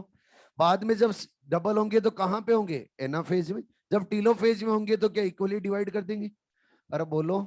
Chromosome number क्या रखे जाएंगे? Same. After telophase chromosome number क्या रखे जाएंगे? सेम। डीएनए अमाउंट क्या रखी जाएगी? सेम। ठीक है जी। लेकिन उनके अंदर कुछ चेंज हो जाए तो बच्चों माइटोसिस का क्या हो जाएगा? मॉडिफिकेशन। तो माइटोसिस के मॉडिफिकेशन पढ़ रहे हैं और मॉडिफिकेशन के अंदर फर्स्ट मॉडिफिकेशन है एंडोमाइटोसिस। क्या बच्चे? एंडोमाइटोसिस।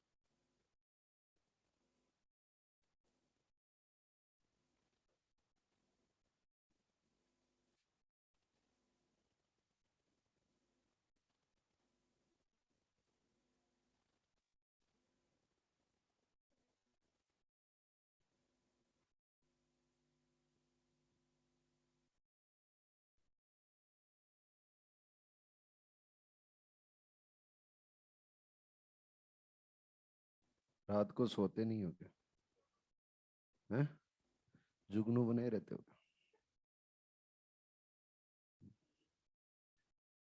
दिन में सोते हो? उल्लू हो क्या?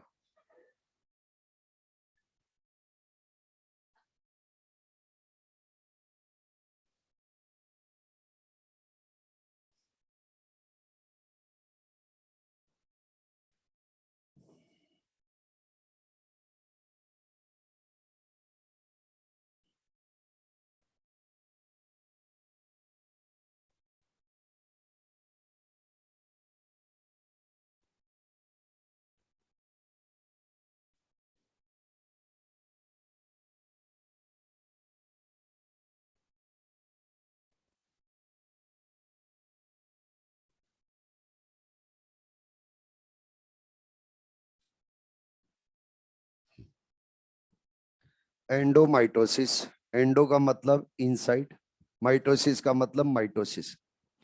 अंदर ही अंदर माइटोसिस होता जा रहा है, अपने को बाहर कुछ भी नहीं दिखेगा। सेल्स के नंबर भी डबल होते हुए नहीं दिखेंगे, सेल्स के नंबर भी डबल होते हुए नहीं दिखेंगे।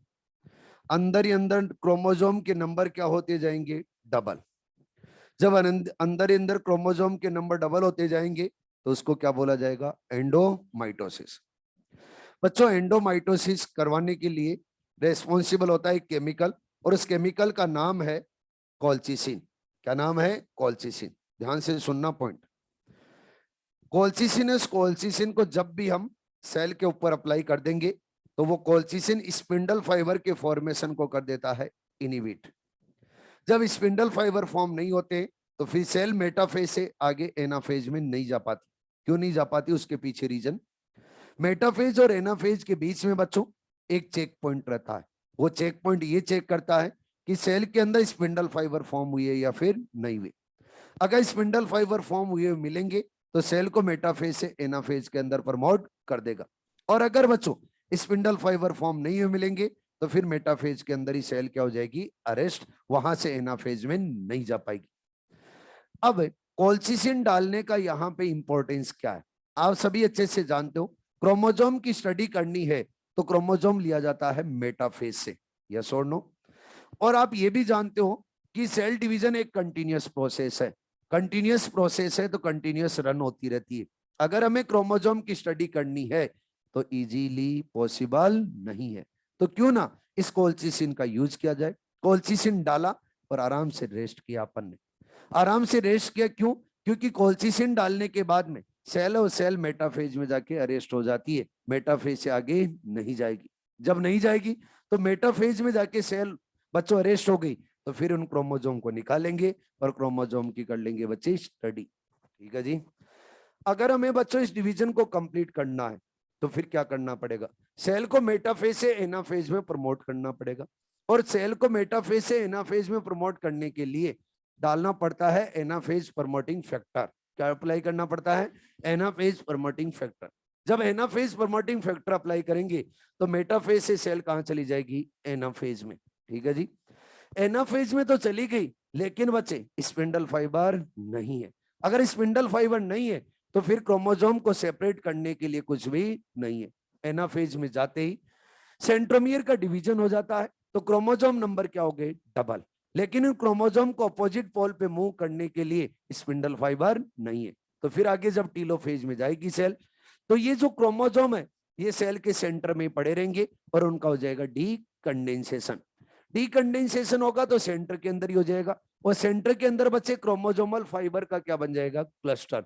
इस क्लस्टर के राउंड एक न्यूक्लियस फॉर्म हो जाएगा, यानी मेम्ब्रेन फॉर्म हो जाएगी। बताइए न्यूक्लियस के नंबर कितने हुए? 1 या 2? 1। एक्चुअल में न्यूक्लियस के नंबर कितने होने चाहिए? 2, लेकिन बना कितना है? 1। स्टार्टिंग से समझ लो। ये जीवन के अंदर फेज है। बताइए इसके अंदर क्रोमेटिन कितने? अरे बोलो। 2। डीएनए कितना है? क्रोमेटिन कितने? 2। तो डीएनए भी कितने जीवन के अंदर? 2। आगे प्रोफेज, प्रोफेज के अंदर क्रोमोसोम बताओ। अरे क्रोमोसोम बताओ। 2। क्रोमेटिड बताओ, क्रोमेटिड कितने हैं? 4। और बच्चों यहां पर डीएनए कितना है? 4। ये 2 से 4 डीएनए कहां पे हुआ है? S phase. बीच में एस फेज हमने दिखाया नहीं है, एस फेज चला है उसी के अंदर हुआ है। आगे मेटाफेज के अंदर बताओ क्रोमोसोम नंबर, क्रोमेटिड, डीएनए। ठीक है, आगे बताओ एनाफेज के अंदर chromosome number, chromatid, DNA. Sure. आगे टीलोफेज के अंदर क्रोमेटिन बताओ। हैं? 4। बच्चों डीएनए बताओ इसके अंदर, यस और नो। अब देखो यहां पे 2 क्रोमोसोम वाली सेल को हम बोल रहे हैं 2n। क्या बोल रहे हैं? 2n। तो यहां पे 4 क्रोमोसोम वाली सेल को क्या बोलेंगे? 4n। तो क्या एंडोमाइटोसिस का रिजल्ट होता है वो क्या पॉलीप्लोइडी होता है? तो एंडोमाइटोसिस का रिजल्ट क्या रहेगा? पॉलीप्लोइडी। ध्यान से सुनो फिर से। एंडोमाइटोसिस हो, एंडोमाइटोसिस कौन से केमिकल की हेल्प से? कॉल्चिसिन। कॉल्चिसिन सेल को कहां अरेस्ट करता है? मेटाफेज। मेटाफेज में अरेस्ट करता है, उसका रीजन क्या है? Inhibition of spindle fibre. Spindle fibre के फॉर्मेशन को क्या कर देता है? इनिबिट। जब भी बच्चे एंडोमाइटोसिस में देखेंगे तो एंडोमाइटोसिस का रिजल्ट क्या रहेगा? पॉलीप्लॉइडी, यानी अंदर अंदर क्या होंगे? क्रोमोसोम नंबर डबल होते जाएंगे। लेकिन उन क्रोमोसोम को सेपरेशन करने के लिए यहाँ पे स्पिंडल फाइबर नहीं है, तो क्रोमोसोम नंबर डबल होते जाएंगे, डिवीजन टू डिवीजन, तो कैसी कंडीशन बनेगी? पॉलीप्लॉइडी। क्लियर? आगे अगला आता है बच्चे एंडो रीडुप्लीकेशन। क्या आता है? Endo reduplication. अब ध्यान से सुनो, एंडो रीडुप्लीकेशन है, ये मॉडिफिकेशन है माइटोसिस का। किसका मॉडिफिकेशन है? Modification of mitosis, sorry एंडोमाइटोसिस। Modification of एंडोमाइटोसिस। Mitosis का मॉडिफिकेशन क्या है? एंडोमाइटोसिस। और एंडोमाइटोसिस का मॉडिफिकेशन क्या है? Endo reduplication. आपने माइटोसिस के अंदर मॉडिफिकेशन किया, मॉडिफिकेशन के अंदर क्या हो गया? स्पिंडल फाइबर फॉर्म हुए, सेंट्रोमियर का डिवीजन कर दिया। आफ्टर माइटोसिस इस सेल के अंदर 2 क्रोमेटिन भेजने थे, लेकिन एक ही सेल के अंदर क्रोमेटिन कितने हो गए? 4। तो क्या मॉडिफिकेशन हुआ या नहीं हुआ? अब इसके अंदर मॉडिफिकेशन करेंगे तो क्या होगा? Endo reduplication. इसमें क्या होगा? ये प्रोसेस यहां तक सेम चलेगी, मेटाफेज तक। मेटाफेज में इसके अंदर एंडो रीडुप्लीकेशन के अंदर भी स्पिंडल फाइबर फॉर्म नहीं होंगे। जब एनाफेज में जाते हैं तो यहां पर क्या सेंट्रोमियर का डिवीजन हो रहा है? अरे बोलो। लेकिन एंडो रीडुप्लीकेशन के अंदर सेंट्रोमियर का डिवीजन नहीं होता। अगर सेंट्रोमियर का डिवीजन नहीं होता तो बताओ क्रोमोसोम कितने रहेंगे? 2। क्रोमेटिड कितने होंगे? 2। अरे क्रोमेटिड कितने होंगे? 2। क्रोमोसोम डबल क्रोमेटिड वाले हैं तो क्रोमेटिड कितने होंगे? 2। डीएनए कितने होंगे? 4। Yes or no? क्रोमेटिड कितने होंगे? 4, सॉरी, क्रोमेटिड कितने होंगे? 4। क्रोमोसोम कितने होंगे? 2। क्रोमेटिड कितने होंगे? 4। और डीएनए कितने होंगे? 4। अब आगे जाके उनका डीकंडेंसेशन करेंगे तो आपको क्रोमेटिन कितने मिलेंगे? 2। लेकिन उनके अंदर इस क्रोमेटिन के अंदर डीएनए कितना होगा? 2। आगे जाएंगे और इसको ले जाएंगे एस फेज के अंदर। एस फेज में जाते हैं कि फिर से डीएनए रेप्लिकेशन होगा। पहले से इस क्रोमेटिन के अंदर डीएनए कितना है? 2। अब कितना हो जाएगा इस क्रोमेटिन में डीएनए? 4। अब उसको कंडेंस करो, कैसा क्रोमोसोम मिलेगा? क्या 4 क्रोमेटिड वाला क्रोमोसोम? अरे यस और नो? अगर ऐसा ही चलता रहा तो डिवीजन टू डिवीजन क्या क्रोमोसोम के अंदर क्रोमेटिड्स के नंबर इंक्रीज होते जाएंगे? Due to DNA content double होने से। कैसे? डीएनए कंटेंट डबल होने से। अगर डिवीजन टू डिवीजन क्रोमोसोम के अंदर डीएनए कंटेंट डबल हो रहा है तो क्रोमेटिड्स के भी नंबर क्या हो रहे हैं? डबल। और जब क्रोमेटिड्स के नंबर डबल होते जाते तो उसको बोला जाता है पॉलीटीन क्रोमोसोम। क्या बोला जाता है? Polytene chromosome. Division to division अगर क्रोमेटिड्स के नंबर क्या हो जाएंगे? डबल, तो उस क्रोमोसोम को क्या बोला जाएगा? Polytene chromosome. और ये पॉलीटीन क्रोमोसोम मिलता है बच्चे इंसेक्ट्स की स्लेवरी ग्लैंड्स के अंदर। इसके बारे में बताया था एक साइंटिस्ट ने जिनका नाम है बाल्बियानी। क्या नाम है? बाल्बियानी। बाल्बियानी ने बताया कि जब ये पॉलीटीन क्रोमोसोम बनते तो इन पॉलीटीन क्रोमोसोम के ऊपर एक क्या बनती है? रिंग। उस रिंग को अपने नाम से उन्होंने नाम दिया और बोला बाल्बियानी रिंग। क्या बोला बच्चे? बाल्बियानी रिंग। आप तो मुझे बताओ, एक तो नॉर्मल क्रोमोसोम है और एक बच्चों पॉलीटीन क्रोमोसोम है, दोनों में से डीएनए किस में ज्यादा होगा? पॉलीटीन क्रोमोसोम में। अगर पॉलीटीन क्रोमोसोम में डीएनए ज्यादा है तो क्या डीएनए से आरएनए बना सकते हैं ज्यादा? और आरएनए से क्या बना सकते हैं? प्रोटीन। तो पॉलीटीन क्रोमोसोम से हम मोर अमाउंट में आरएनए सिंथेसिस कर सकते हैं और मोर अमाउंट में क्या कर सकते हैं? Protein synthesis. आप लोगों को ये पॉलीटीन क्रोमोसोम स्पेशल टाइप के क्रोमोसोम के अंदर मिलेगा। ठीक है जी, जो अभी आपको मैंने बता दिया है। ठीक है, अगला free nuclear division. Free nuclear division के बारे में बात की जाए तो फ्री न्यूक्लियर डिवीजन कब होता है? फ्री न्यूक्लियर डिवीजन आप लोगों को देखने को मिलेगा, वो मिलेगा बच्चे लिक्विड एंडोस्पर्म ऑफ कोकोनट। नाम सुना है क्या? लिक्विड एंडोस्पर्म ऑफ कोकोनट के अंदर फ्री न्यूक्लियर डिवीजन होता है। उसके अंदर क्या होगा? जैसे ये न्यूक्लियस है, इसका बच्चे आगे नंबर इंक्रीज हो जाएंगे। अगर नंबर इंक्रीज हो जाएंगे तो क्या हो गया है? Karyokinesis. Yes or no? Karyokinesis तो हो रहा है, लेकिन आगे जाके बच्चे साइटोकाइनेसिस नहीं होगा। और जब साइटोकाइनेसिस नहीं होगा तो एक सेल के अंदर ही क्या न्यूक्लियस के नंबर इंक्रीज हो रहे हैं? अगर डिवीजन टू डिवीजन न्यूक्लियस के नंबर इंक्रीज होते जा रहे तो क्या होगा, फ्री न्यूक्लियर डिवीजन, और सेल बनेगी वो कैसी बनेगी, मल्टी न्यूक्लिएटेड। अरे कैसी बनेगी, मल्टी न्यूक्लिएटेड। तो सुनिए, फ्री न्यूक्लियर डिवीजन का रिजल्ट क्या है, मल्टी न्यूक्लिएटेड सेल।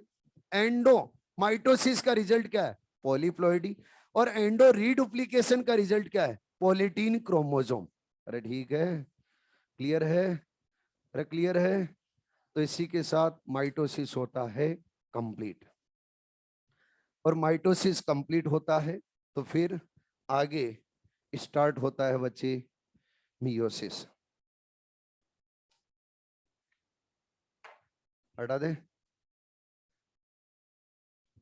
माइटोसिस तक अभी आपको नोट्स में सेंड कर दूं, ठीक है। जब क्लास एंड होगी उसके बाद में माइटोसिस तक आपको नोट्स सेंड कर दूंगा, ठीक है।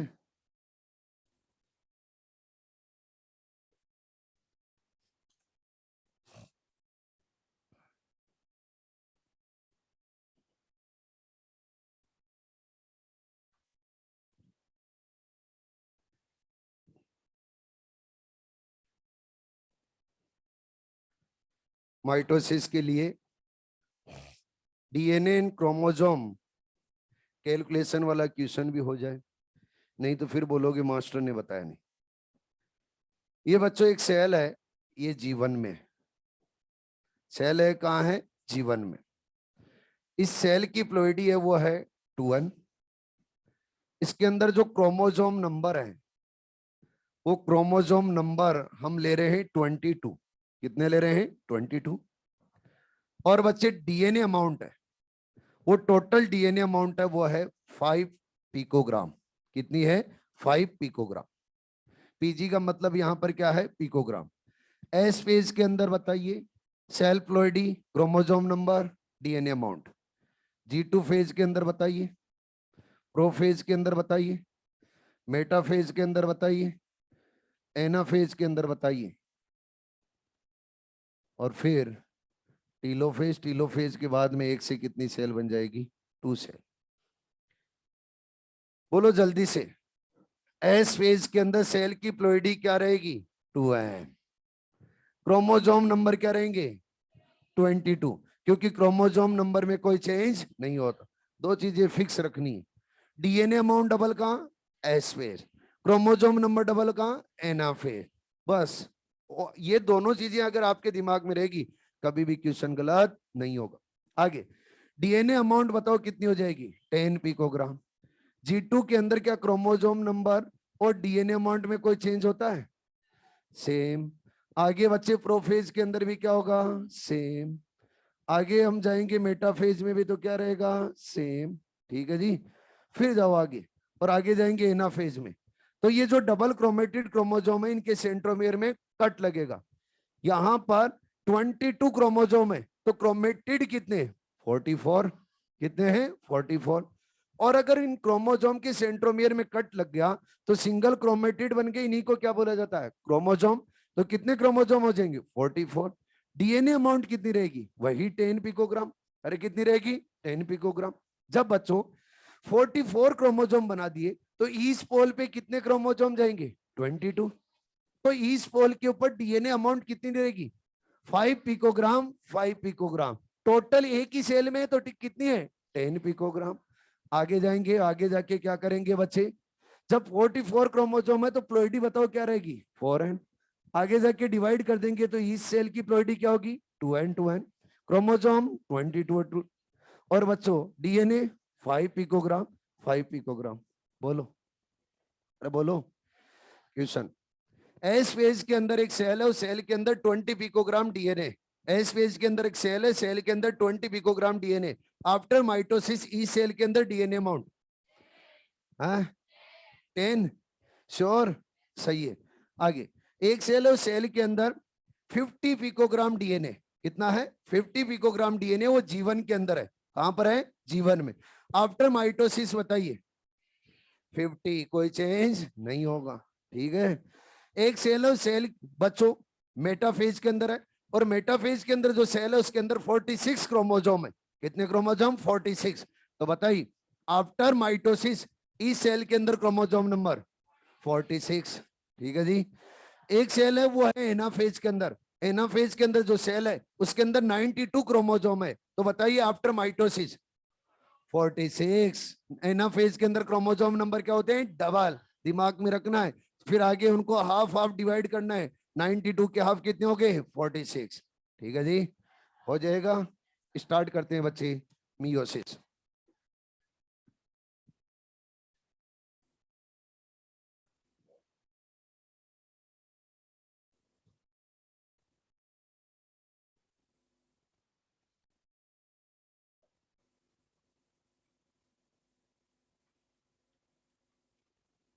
मियोसिस की जनरल इंफॉर्मेशन मैंने पहले ही दे रखी है आपको, याद हो तो। दे रखी है क्या? जब डिवीजन स्टार्ट किया था तब। याद है क्या? चलो फिर भी सुनो एक बार और। मियोसिस और मियोसिस बच्चों उन्हीं सेल के अंदर होगा जिन सेल की प्लॉइडी रहेगी इवन नंबर में। ऑड नंबर में जिनकी प्लॉइडी होगी उनके अंदर मियोसिस नहीं होगा। मियोसिस के अंदर क्रोमोसोम नंबर किए जाएंगे हाफ, डीएनए अमाउंट की जाएगी हाफ। आफ्टर मियोसिस जो सेल्स फॉर्म होती है नंबर ऑफ सेल कितनी होती है? 4। ठीक है जी, समझते हैं। हम बच्चों एक सेल ले रहे हो, सेल की प्लॉइडी है 2n। क्या है? 2n। इस सेल के अंदर हमें करवाना है मियोसिस। तो सबसे पहले हम करवाएंगे क्रोमोसोम नंबर हाफ।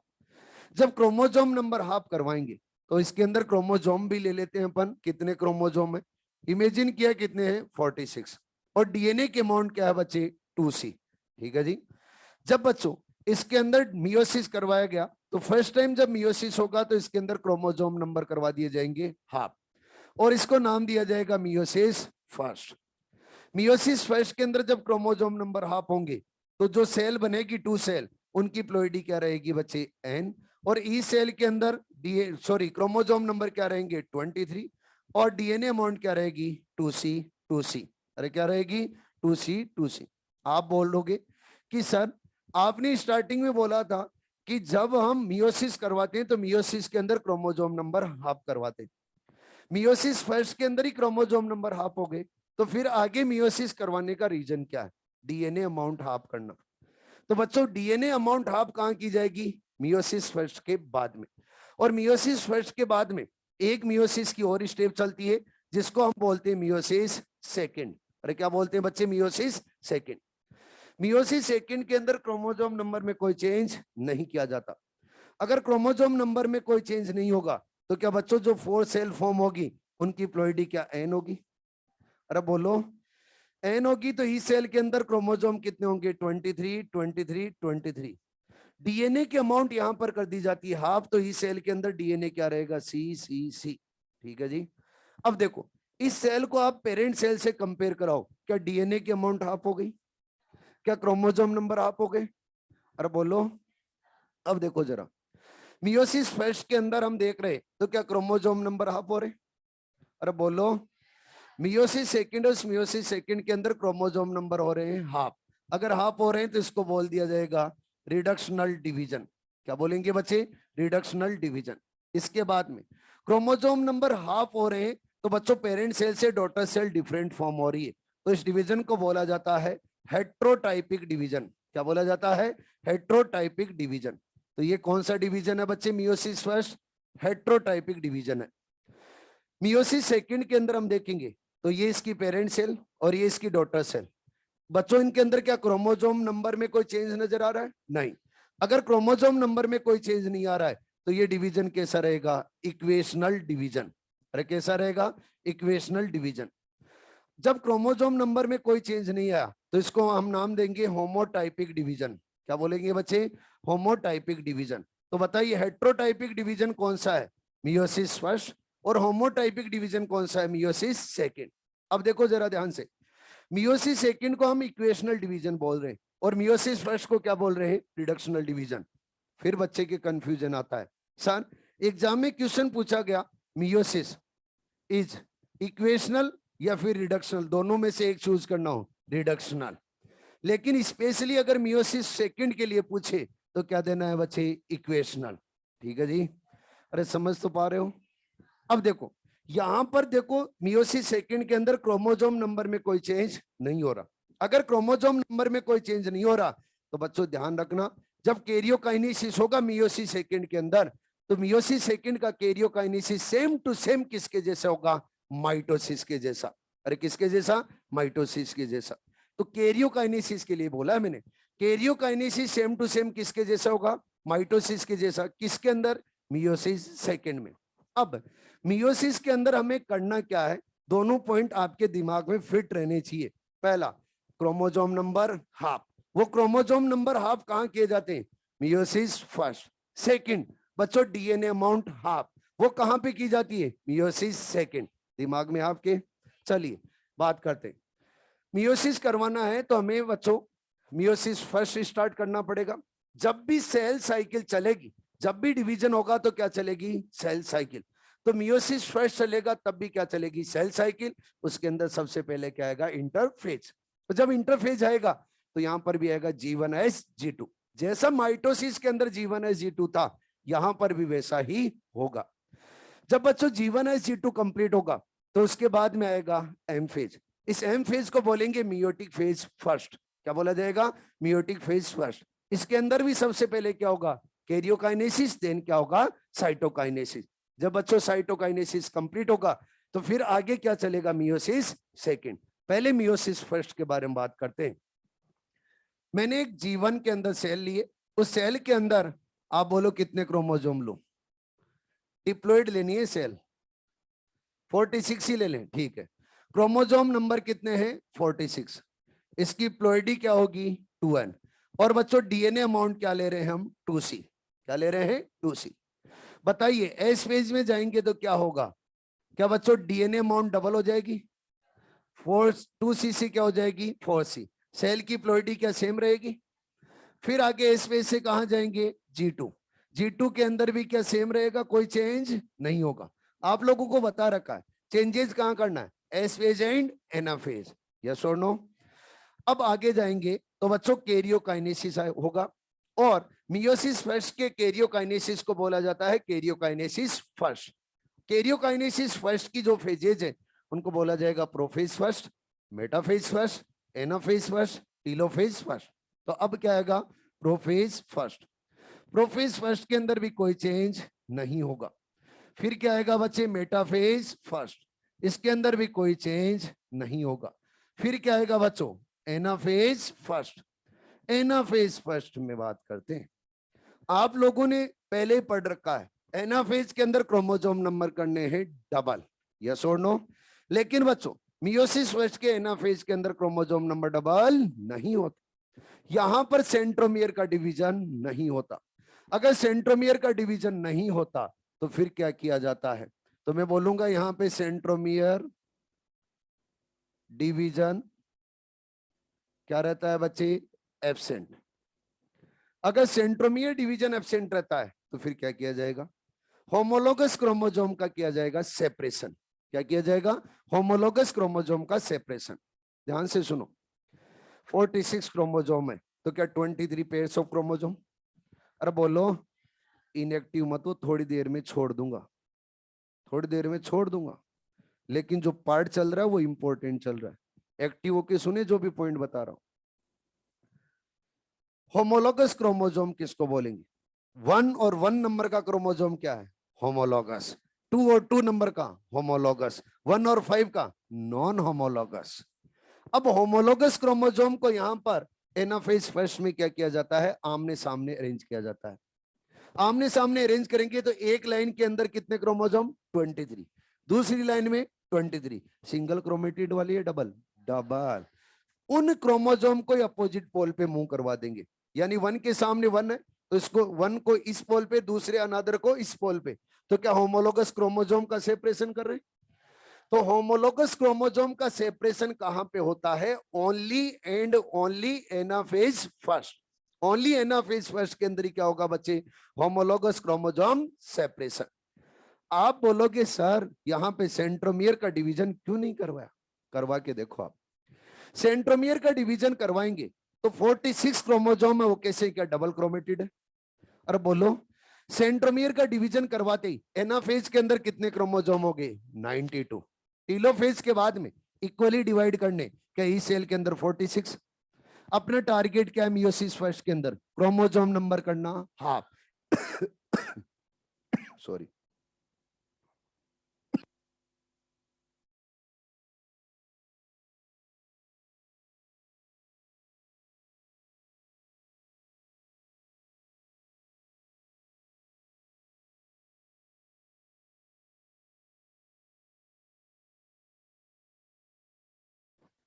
अगर सेंट्रोमियर का डिवीजन कर दिया तो सेंट्रोमियर डिवीजन होने के बाद में क्रोमोसोम नंबर हाफ नहीं हो पाएंगे, इसीलिए हम एनाफेज फर्स्ट के अंदर सेंट्रोमियर का डिवीजन नहीं करते। यहां पर हम होमोलोगस क्रोमोसोम का सेपरेशन करते, जिससे आगे जाके हम क्रोमोसोम नंबर को हाफ कर पाए। तो फिर आगे बचे आएगा टीलोफेज फर्स्ट। टीलोफेज फर्स्ट के बाद में साइटोकाइनेसिस होगा। क्या होगा? साइटोकाइनेसिस। जब साइटोकाइनेसिस होगा तो एक से कितनी सेल बनानी है? 2। बताओ ई सेल की प्लॉइडी क्या होगी? एन। अरे क्या रहेगी? एन। ई सेल के अंदर क्रोमोसोम कितने होंगे? 23 23। डीएनए की अमाउंट क्या रहेगी? 2C 2C। Yes or no? अब बच्चों आफ्टर मियोसिस फर्स्ट जो 2 सेल बनी है, इन दोनों की दोनों सेल के अंदर आगे क्या होगा? Meiosis second. अपन एक सेल के लिए समझ लेते हैं, एक सेल के लिए समझ लेते हैं। तो इसके अंदर हम क्या करवाने जा रहे हैं? Meiosis second. जब मियोसिस सेकंड होगा तो बच्चों जीवन फेज आएगा, जीवन के बाद में आएगा एस फेज। लेकिन एस फेज के अंदर डीएनए रेप्लिकेशन नहीं किया जाता। जब एस फेज के अंदर डीएनए रेप्लिकेशन नहीं किया जाता तो क्यों नहीं किया जाता? पहला पॉइंट ये समझते हैं। मियोसिस सेकंड के अंदर हमें क्या डीएनए की अमाउंट को हाफ करना है? पहले आप डीएनए की अमाउंट को डबल कीजिए एस फेज के अंदर। 2C से क्या हो गई? 4C। जब टीलोफेज में जाएंगे तो क्या रहेगी? 4C। तो ई सेल के अंदर डीएनए की अमाउंट क्या गई? 2C। यहां पर भी 2C, वहां पे भी 2C। क्या डीएनए की अमाउंट हाफ हो पाई? नहीं।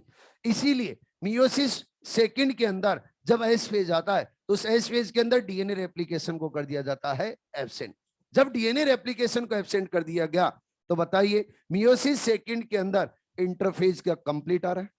नहीं, इंटरफेस कंप्लीट नहीं आ रहा है। अगर इनकम्प्लीट इंटरफेस है तो इसको बोला जाता है इंटरकाइनेसिस।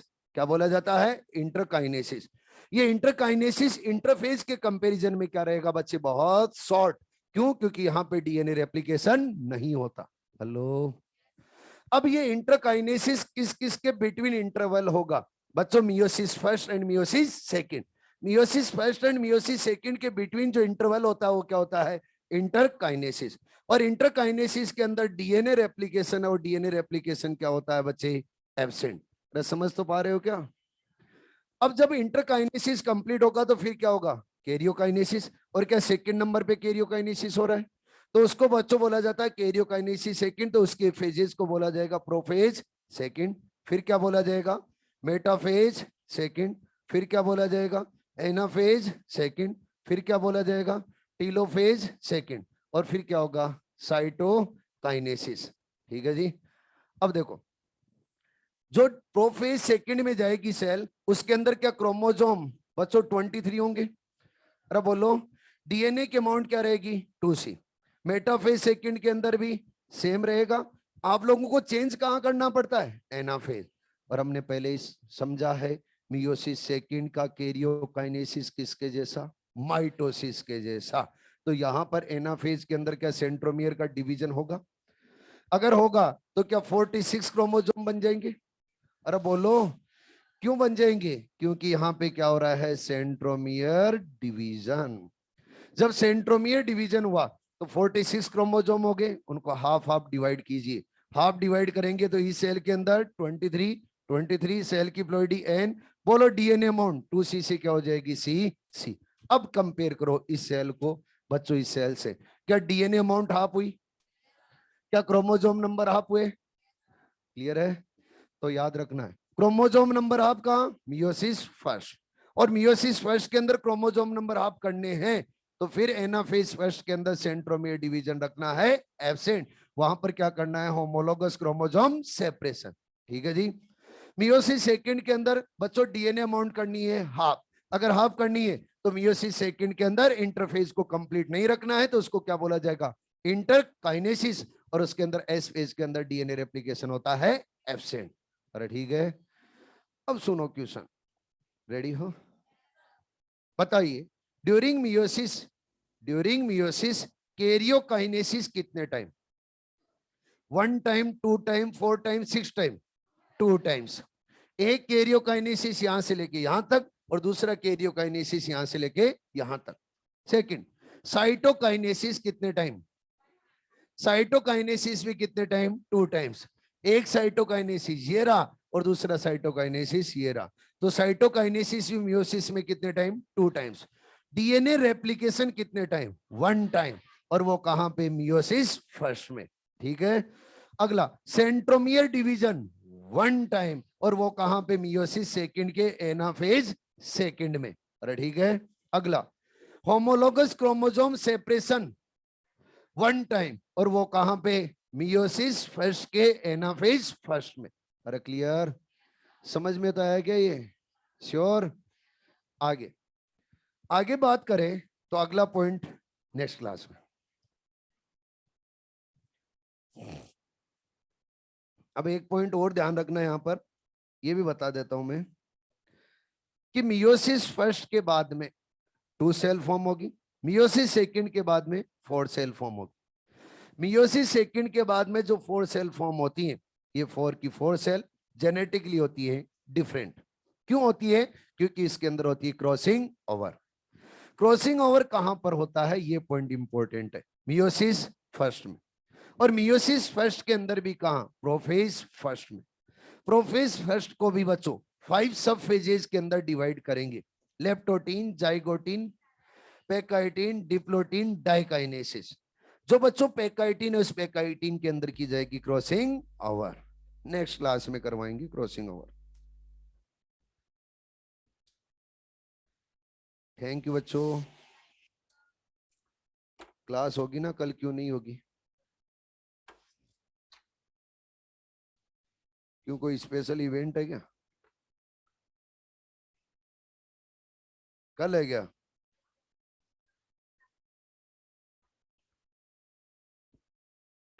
ठीक है बच्चों, थैंक यू।